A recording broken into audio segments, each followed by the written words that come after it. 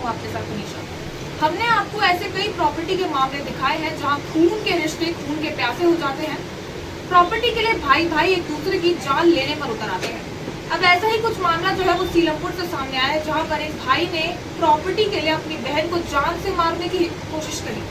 अभी मेरे साथ वही बहनें मौजूद हैं। दरअसल इन पर जो है प्रॉपर्टी के लिए इनके भाई द्वारा जानलेवा हमला किया गया था, और अब क्या कुछ हुआ, क्या मामला था, वो सारा हम बहनों से जुड़कर जानेंगे। मैम, क्या नाम है आपका? मेरा नाम रुबीना। क्या हुआ था, कब हमला हुआ था आपके भाई ने, कब किया था हमला? ये 3 सितंबर को हुआ था मेरे साथ हमला, और इसमें हमला करने वाले ये 3 जने थे।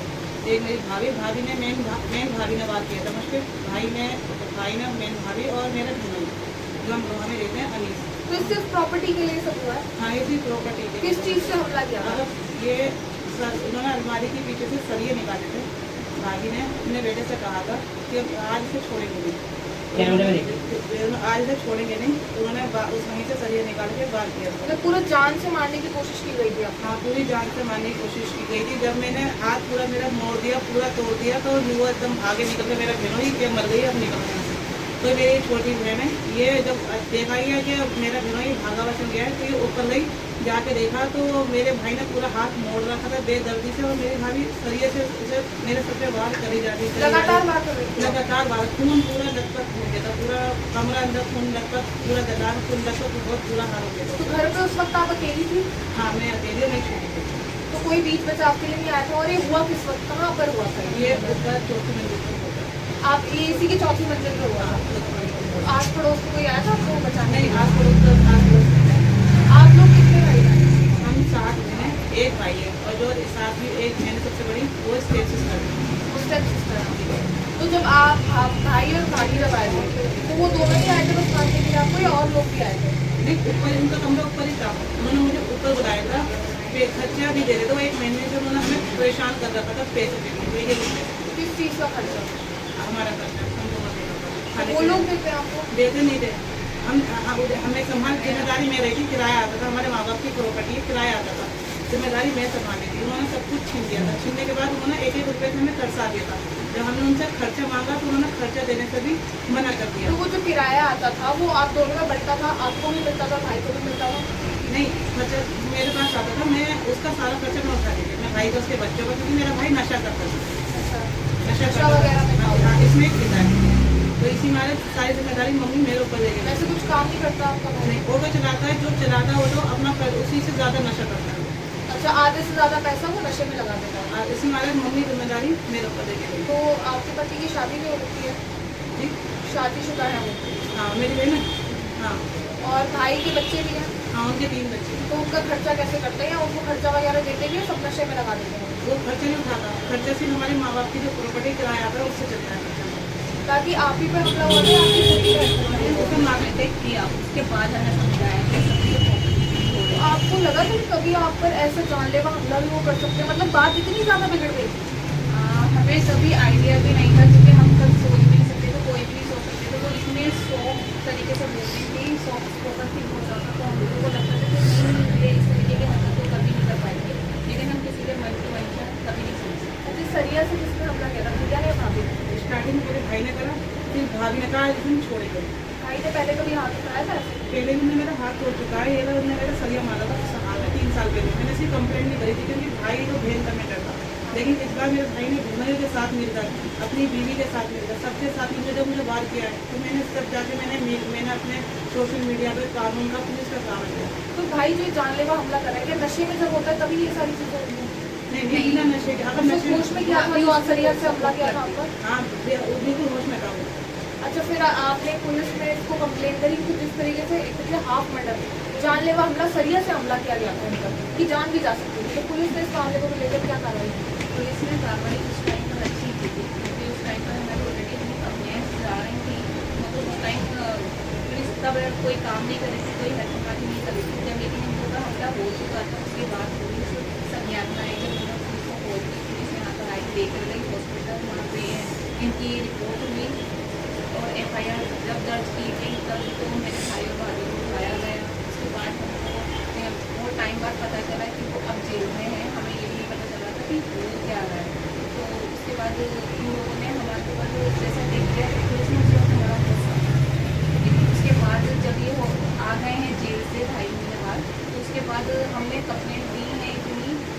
बार बार हम पे दोबारा अटैक कर रहे थे और हमको उसके बाद में अटैक किया गया। बहुत बार अटैक किया, धमकियाँ दी, लोगों को हमारे पीछे लगाया और बहुत बार हमारे घर के बाहर शराबियों को छोड़ दिया करते थे कि इन पे अटैक करो। बट वो हमें बचाने वाला ऊपर वाला था, वरना तो उन्होंने हमारे साथ कोई भी कमी नहीं छोड़ी। मैम घर में सिर्फ आप दो लड़की रहती हैं जी तो आप ही कमाती हैं अपना घर नहीं, हमारा किराया आता है माँ बाप का, आधा किराया हो अभी ये गया। कमा नहीं अभी आप क्या कर रहे हैं? मेंटली अभी मैं अपने कमा नहीं सकती क्योंकि मैं मेंटली बहुत डिस्टर्ब हो चुकी हूँ। बहुत ज़्यादा मुझसे 2-3 घंटे लगते काम नहीं होता पूरा।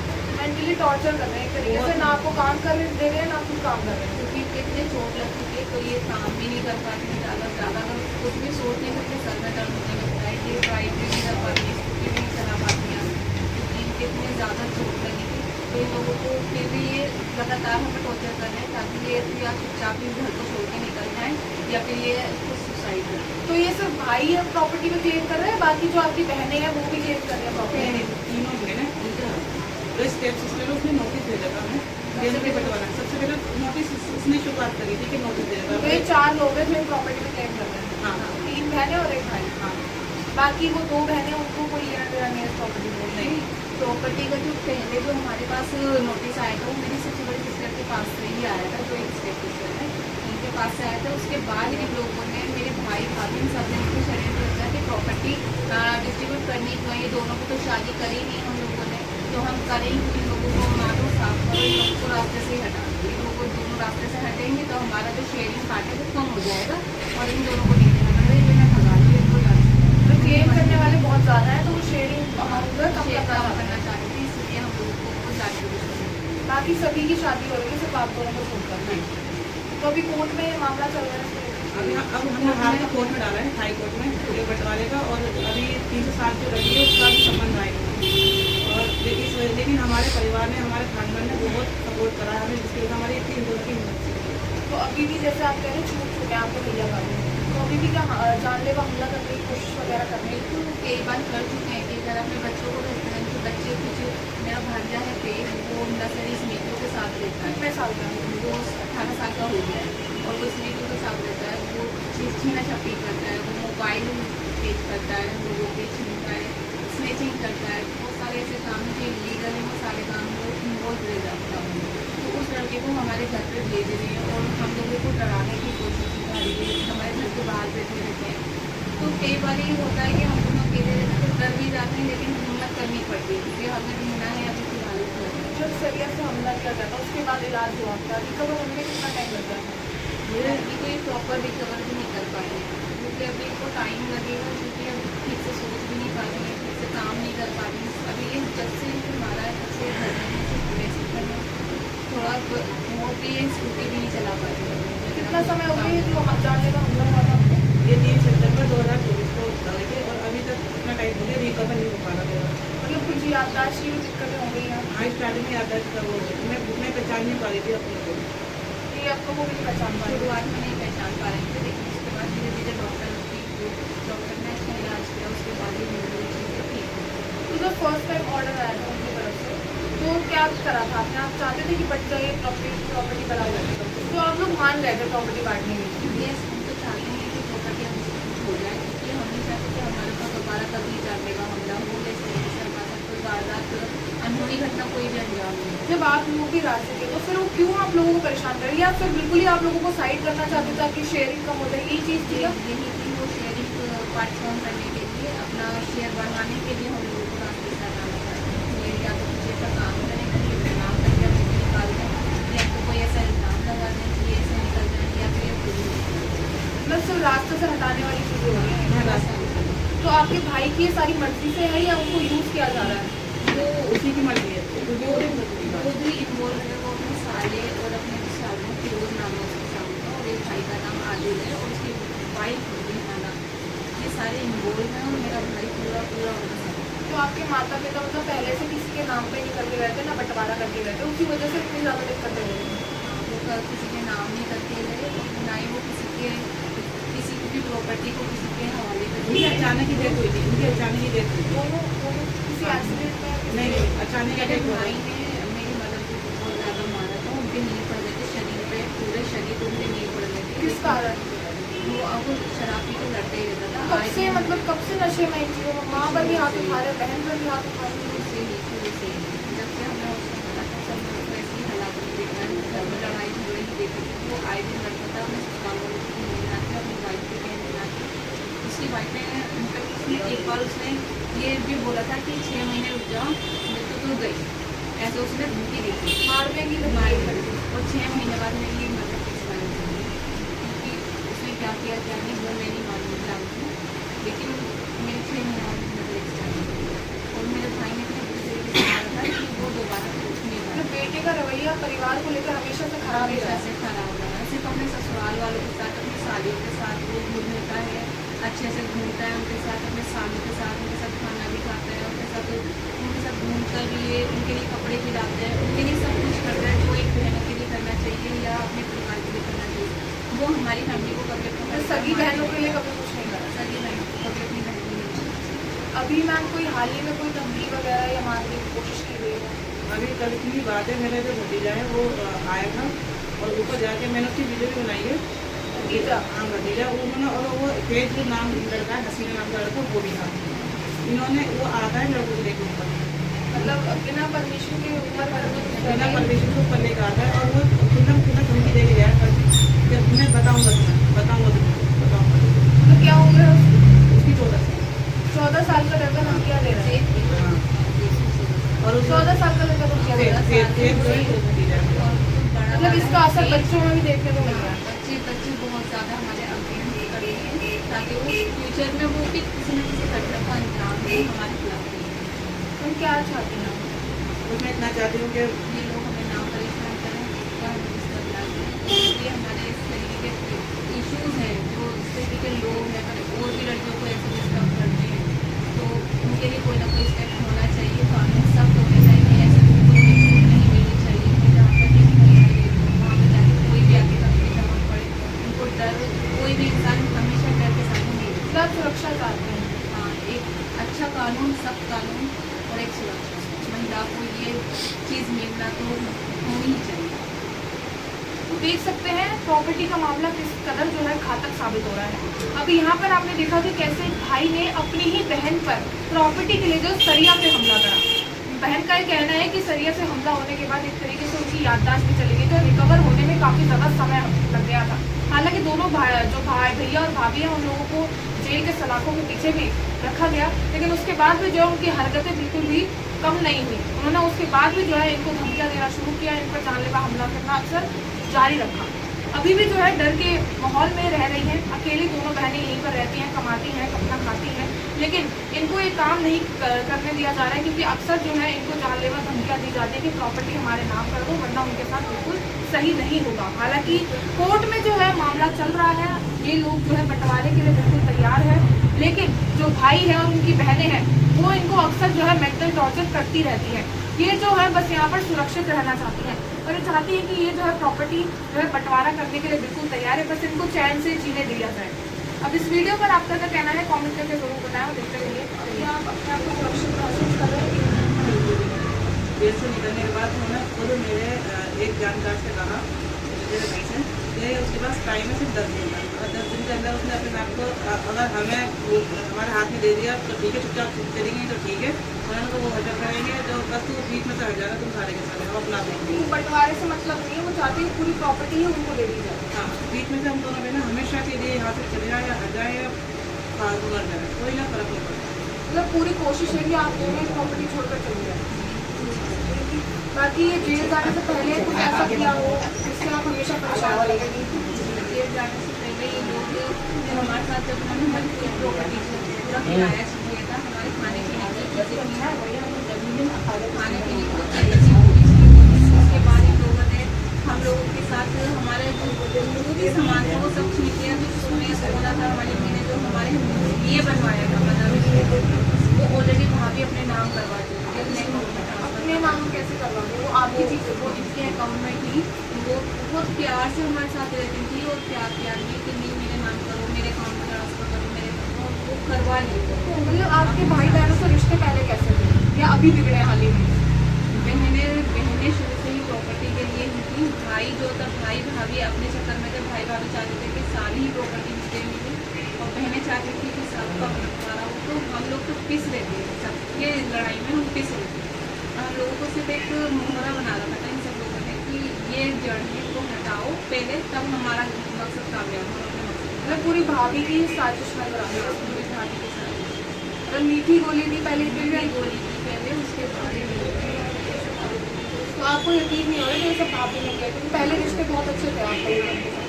हमको यकीन नहीं, हमारे रिश्तेदारों को किसी को यकीन नहीं कि ये औरत इस तरीके की साजिश अंजाम दे सकती है, इतनी खतरनाक साजिश इसके दिमाग में चलती है। तो अभी रह कहाँ रहे हैं आपके भाई बहन? हमारा दूसरा वाला घर है, मेरे पास पेरेंट्स उसमें वो छोड़ दे रहे हैं। यही सीलमपुर में ही रहते हैं? हाँ जी, यहाँ पास में ही 2-4 बच्चे अभी भी अक्सर झगड़े वगैरह आप लोगों के हो जाते हैं? वो अक्सर झगड़े देते हैं। और अभी भी भाभी के जो घर वाले हैं उनकी फैमिलियाँ भी यहाँ पे आके रह रही है, घर पे कब्जे में मेरी वजह से। वो दूसरा वाला घर भी कब्जा करते हैं और घर वाले भी अच्छे नई नई लड़के बस इसलिए कि ये दोनों निकल जाएंगे तो मेरी प्रॉपर्टी हो जाएगी। अभी हमने आते हुए भी देखा कि काफी सीसीटीवी लगे हुए हैं, वो आप लोगों ने अपनी सुरक्षा के लिए लगवाए हैं या लगे हुए हैं पहले? सीसीटीवी जो है वो इस टाइम अभी हमारे सीसीटीवी जो पहले लगवाए थे, 8 कैमरे इन्होंने लगवा दिए थे हमारे टॉयलेट के बाहर, हमारे बाथरूम के बाहर, हमारे रूम के बाहर, कमरे के बाहर।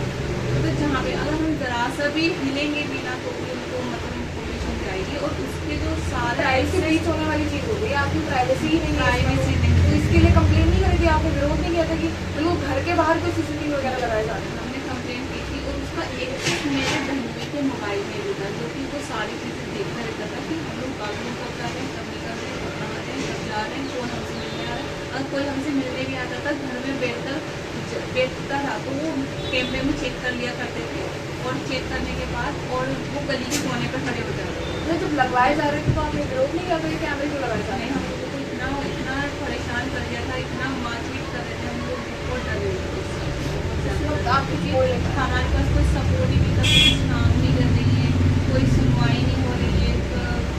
केस डालने जा रहे हैं तो केस कुछ बन नहीं रहा है, क्या करें? क्योंकि हम इतना टूट चुके हैं, तो हम कोई इस पर कैसे मतलब अगर हम उनसे थोड़ा सा कुछ कहते तो वो उल्टा हमें मार देते, क्योंकि वो बहुत सारे लोग थे।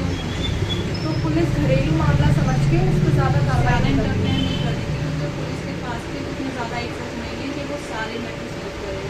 बाकी जो कैमरे लगे हुए थे इनके एक्सेस उन्हीं के पास थे? मेरे टीचर रियाजुद्दीन नाम था, उनके मोबाइल में एक्सेस सारा था, वही उस चीज़ को देखते थे। और जैसे ही हमारे घर कोई मेहमान आया हमसे बात की तो ये गली के कोने पर खड़े हो जाते थे और जैसे ही मेहमान निकल के जाता था उसको वहीं पर पकड़ के गालियाँ रखते थे ताकि हमसे कोई मिले, हमारी बात किसी तक पहुँचे नहीं, और किसी को हम अपनी बात समझाना था। तो हम लोगों को बस इतना था कि हम लोग अंदर कुंडी लगा लिया करते थे, अंधेरा करके धूप अंधेरे में और बैठे रहते थे, जब इन दीवारें देखते जब थे। इन पर हमला किया गया था आप उस वक्त किधर थे? मतलब ये कह रही कि अकेली थी? हाँ, ये ऊपर इनको बुलाया गया था, ऊपर मैं नीचे थी। इनको बुलाया गया था ऊपर, मेरा भनोई था, अनीस था, जो मैं मनवा का रहने वाला है, भाभी थी रिहाना जो कि तोड़ी की रहने वाली, और मेरा भाई हाशिम था जो कि इनका फुल सपोर्टर है, और मेरा भतीजा ज़ेद और अक्षर भतीजी की कोई खर्चा तो देंगे क्योंकि उनका अपना कमाई नहीं थी, वो मेरे पेरेंट्स की प्रॉपर्टी उसका जो किराया आता है उसमें से उसी के भरोसे थे? हाँ, तो वो देना नहीं चाहते थे, लेकिन फिर भी उन्होंने बहुत रिक्वेस्ट की, हमने बहुत ज़्यादा तब उन्होंने कर बुलाया और हर इन्हें नहीं पता था कि ये क्या उनके मन में क्या सारी चीज़ें मैं नीचे थी। तो मेरा बहना जब मुझे पता चला, मेरा बहनोई भागता हुआ जब जा रहा था फिर शर्ट पे मैंने खून की चीज़ें देखी, तो मुझे डाउट हुआ कि ये भागा क्यों। आपको देखे भागा था या फिर? ऊपर से भागता हुआ आ रहा था और भागता हुआ बाहर रोड पे गया, और मैंने उसकी शर्ट पर चीज़ें देखी तो मुझे डाउट हुआ कि ये भागा क्यों। तो मैंने आवाज़ दी, मैंने कहा भाई, फिर मैंने आवाज़ दी तो मैं सुन के अनसुनी करते हुआ आगे भाग गया। फिर मैं क्योंकि मुझे ऐसा आभास हुआ कि ये हुआ क्या है, तो मैं भागते हुए ऊपर देखा तो मेरे भाई जो है इनका बेदर्दी से हाथ ऐसे पीछे करके वाला हाथ मोड़ा ही जा रहा है, जिस हड्डी को उसने ऑलरेडी पहले तोड़ रखा था, उसी हाथ को मोड़ा जा रहा है, और ये जो है यहाँ से इनका सर ऐसे फटा हुआ है पूरा, और ये ऐसे नीचे पड़ी है, आंखें बंद है, पूरी खून में सनी हुई है, पूरे कपड़े खून में सने हुए हैं, पैर खून में, दीवारों पे खून पड़ा है, पूरे कमरे में खून पड़ा है। और मैं जीने पे खड़ी हूँ इस साइड और वो उधर मार रहे हैं, तो मैंने जैसे ही उन लोगों को देखा तो मेरा भाई और मेरी भाभी लगातार कुछ था उसके हाथ में, लोहे का किया था, लगातार मारी जा रही है। मतलब वो ऐसा वहशीनाक उनके चेहरे मैंने देखे कि आज भी मैं उनको सोचती हूँ तो मुझे आज भी उनसे दहशत आती है, क्योंकि वो इतने खतरनाक मानसिकता वाले लोग हैं कि वो स्वीटली बोलेंगे और लेकिन उनकी मानसिकता बहुत खतरनाक है। इसके बाद पुलिस ने सभी के खिलाफ कार्रवाई की थी, सिर्फ भैया भाभी? सिर्फ उस टाइम तक मुझे नहीं पता था, मेरे बहनोई भी उनके उस चीज़ में साथ था, इनके उसने भी मारा था, वो ऑलरेडी भाग चुका था। पुलिस ने जब मुझसे पूछा कि तुमने किस चीज़ को देखा, तो मैंने बताया मैंने अपने भाई और भाभी को मारते हुए देखा और मैंने ये बोला अनीस खान को भागते हुए देखा, बट पुलिस ने उसके खिलाफ कोई कार्रवाई नहीं करी। तो वो पेंडिंग है, उसके लिए हमने केस डालने का भी बराबर का ही अपराधी है, बराबर का अपराधी है और उसके खिलाफ एक रिपोर्ट भी नहीं बनी है। हमने केस डाला है, कोशिश कर रहे हैं, लेकिन हो नहीं रहा है कुछ भी, क्योंकि पुलिस उतना सपोर्ट हमको नहीं दिखा रही है अनीस खान की तरफ। लेकिन पुलिस ने हमारा इतना सपोर्ट जरूर करा था कि जो मेरा भाई और भाभी थे उनको सज़ा दिलाई, पर वो उस सज़ा वो ज़्यादा सज़ा के बाद, क्योंकि उन्होंने इस सजा से फर्क नहीं पड़ा, उनको फर्क नहीं पड़ा। उन्होंने एक इंसान की ज़िंदगी खराब कर दी, वो चलने फिरने के नॉर्मली इंसान की तरह नहीं जी पा रहा, उससे काम नहीं कर रहा है, तो किसी इंसान को हक नहीं है वो किसी को मार पाए। आप स्वतंत्र देश में रहते हैं, इस देश में आप इस तरीके की हरकतें नहीं कर सकते। जब इस आप हमले के बाद अब आप उसे काम भी नहीं कर पा रहे, बाहर जाना काम नहीं कर पा रहे, बहुत दिक्कतें हो रही है। फिर आपको भी फिर किराए पर ही रहना पड़ रहा है, भरोसे में किराए का पैसा आएगा तब जाके खर्चा लेगा। और पहले मैं अच्छे खासे मैं कमा लेती थी, अपनी ड्राइविंग करती थी अपना, और SDM ऑफिस में मैं अपनी जॉब करती थी, तो उसमें भी अब मैं कर नहीं पा रही हूँ। कुछ घंटे में पढ़ाई भी करती हूँ तो मेरे सर खुले जाते हैं, पूरे दिन में उसे कुछ करते काम नहीं होता, मैं जिंदगी भर तक पता नहीं मोहताज हो गई। बहुत चीज़ों का असर पड़ गया इस हमले के बाद।